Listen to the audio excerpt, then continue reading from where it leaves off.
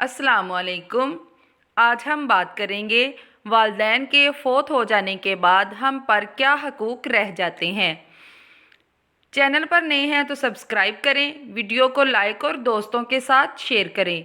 वालिदैन की वसीयतों और वादों को पूरा करना। इमाम अबू दाऊद और इमाम निसाई सरेद बिन सवेद उस-सकी से रवायत नकल की गई है। वो फरमाते हैं, मेरी वालदा ने मुझे हुक्म दिया कि मैं उनकी तरफ से एक मुसलमान ग़ुलाम आज़ाद कर दूँ।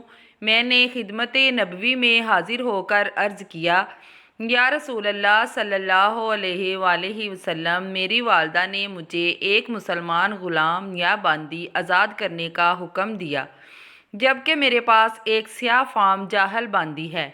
क्या मैं इसको आज़ाद कर दूँ? आप सल्लल्लाहु अलैहि वसल्लम ने इरशाद फरमाया, इसे बुला कर लाओ। मैं इसको बुला लाया। जब खिदमत नबवी में हाजिर हुई तो हुजूर ने उनसे सवाल किया, मन रब्बु का, तेरा रब कौन है? उसने कहा, अल्लाह है।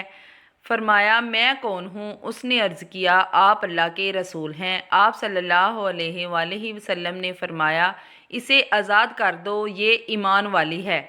हज़रत मालिक बिन रबी सादी रज़ियल्लाह ने फरमाया, एक मरतबा हम आप सल्लल्लाहु अलैहि वसल्लम की मजलिस में बैठे हुए थे कि अचानक कबीला बनु सलमा का एक शख्स हाजिर खिदमत हुआ।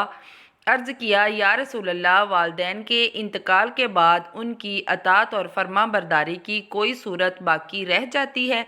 तो आप सल्लल्लाहु अलैहि वसल्लम ने फरमाया, हाँ है। उनके लिए दुआ और इस्तिग़फ़ार करना, उनके मरने के बाद उनके वादों की तामील करना, उनसे मुताल्लिक़ रिश्तेदारों के साथ सिला रहमी करना, उनके दोस्तों का इकराम करना।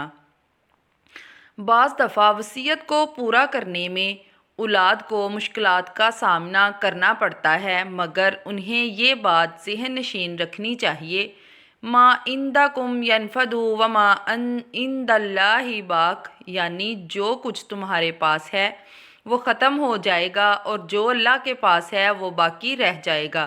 वफ़ात के बाद वालिदैन की वसीयत और वादों को पाया तकमील तक पहुँचाने के बेहतरीन नमूने सहाबाए किराम के अंदर मौजूद हैं। मसलन इमाम बुखारी ने अब्दुल्ला बिन ज़ुबैर रज़ियल्लाह की रवायत नकल की है। हज़रत अब्दुल्ला रज़ियल्लाह फरमाते हैं, जंगे जमल के मौका पर हज़रत ज़ुबैर रज़ियल्लाह तआला अन्हा खड़े हुए, मैं भी उनके पहलू में खड़ा हो गया। फरमाया, बेटे, आज मरने वाला जालिम होगा या मज़लूम, और मैं समझता हूँ कि मैं मज़लूम मरूँगा, मगर मुझे मेरे कर्ज़ों की फ़िक्र है। तुम्हारा क्या ख्याल है कि क्या मेरे माल में से मेरे कर्ज़ों की अदायगी हो जाएगी? फिर फरमाया, मेरी जायदाद फ़रोख्त करके मेरा कर्ज़ उतार दो और कर्ज़ों की अदायगी के बाद जो कुछ बच जाए उसकी 1/3 तुम्हारे बच्चों के लिए है। फिर अपने कर्ज़ों की तफसील बताने लगे। फरमाया, अगर उनकी अदायगी से बेबस हो गए तो मेरे मौला से मदद मांग लेना। अब्दुल्ला कहते हैं, अल्लाह की कसम, मुझे ये बात समझ में ना आई, हत्ता कि मैंने पूछ ही लिया। अर्ज़ किया, आपका मौला कौन है? फरमाया, अल्लाह है। हज़रत ज़ुबैर रज़ियल्लाह इसी मार्का में कत्ल हो गए।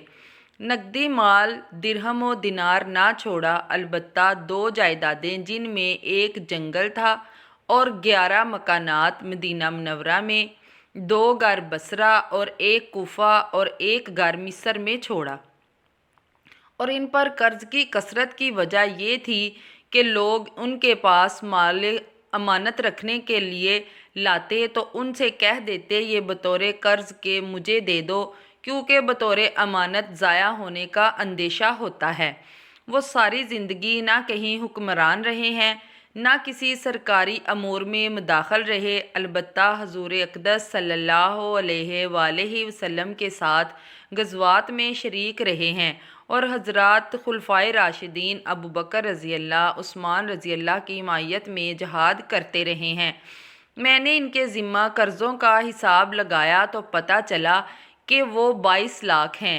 एक मरतबा हकीम बिन हिज़ाम रज़ियल्लाह अन्हा से मुलाकात हुई तो उन्होंने पूछा, भतीजे, मेरे भाई पर कितना कर्ज़ था? میں نے مقدار پوری نہیں بتائی بلکہ اصل قرض سے کم بتائی تو فرمانے لگے، مجھے لگتا ہے تمہارے پاس اس کی ادائیگی کے لیے مال پورا نہیں ہوگا۔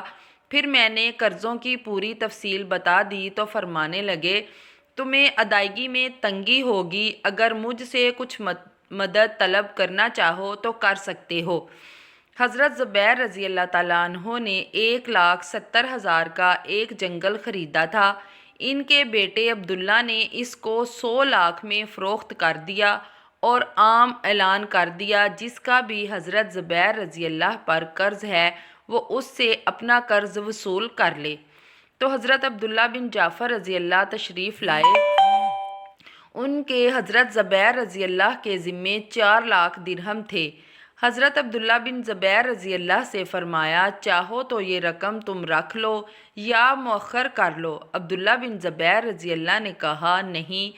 عبداللہ بن جعفر نے فرمایا، تو پھر مجھے غائبہ میں سے کچھ دے دو۔ تو عبداللہ بن زبیر رضی اللہ نے ایک حد بندی کر کے انہیں کہا، یہ تم اپنے قرضے کے بدلے لے لو۔ تو انہوں نے اسے فروخت کر کے اپنا قرضہ وصول کر لیا اور ان کے لیے اسے بیچ بھی گئے۔ اس طرح جنگل کا کچھ حصہ عمرو بن عثمان، کچھ حصہ منظر اور کچھ حصہ ابن زماں کے خرید کر رقم دے دی، جس سے ان کے تمام قرضوں کی ادائیگی کی صورت بن گئی۔ جب تمام قرضہ ادا ہو گئے تو حضرت زبیر کی اولاد نے حضرت عبداللہ بن زبیر رضی اللہ سے تقسیم میراث کا مطالبہ کیا تو فرمایا، ابھی نہیں، میں موسم حج میں دوبارہ اعلان کروں گا کہ کسی کا حق زبیر کے ذمہ واجب ہو تو وہ آئے مجھ سے وصول کرے۔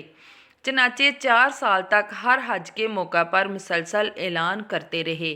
اس کے بعد میراث کو تقسیم فرمایا، 1/3 وصیت پر عمل کرنے کے بعد باقی ورثہ میں تقسیم کر دیا۔ ان کی 4 بیویاں تھیں، ہر بیوی کے حصے میں 12 لاکھ آیا۔ ان کی میراث کی کل مالیت 5 کروڑ سے اوپر تھی۔